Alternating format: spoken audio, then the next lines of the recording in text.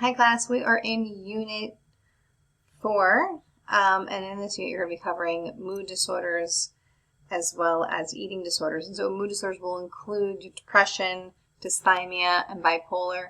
Depression, as we said, just like in the anxiety unit, is very common. About 1 in 10 adults experience an episode of depression during their lifetime.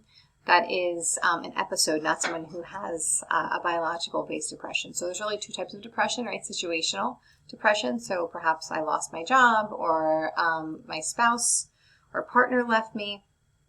And so that's situational depression, right? There's an incident that occurs that leads to a depressed mood, that leads to an impairment in functioning. So that's one type of depression. The other type of depression would be a biological-based depression.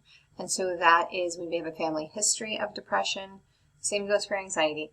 And my serotonin and my norepinephrine just cannot keep up to the level that I need it to be. And so maybe a typical person would be at this level, but I have a biological-based depression, if you can see it that way, as it's lower. And so I'm never going to reach maybe what is typical without psychopharmacological intervention. So that would be like an SSRI or Prozac, Paxil, Lexapro, Wellbutrin.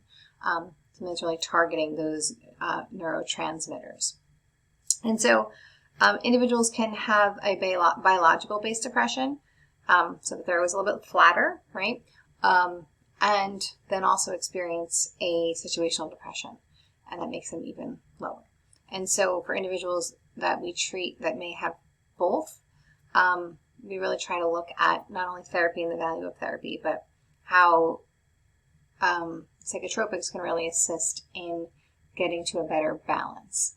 For individuals who are having a situational depression, right, it is a little easier to say we can hold off on meds in some situations if the client's adverse, and we can try simple, outpatient individual talk therapy.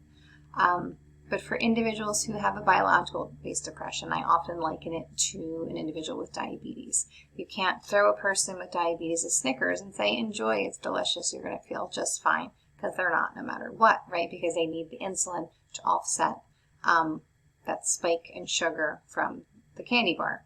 Same would go for an individual whose depressive levels are lower than average, and their biological makeup is such.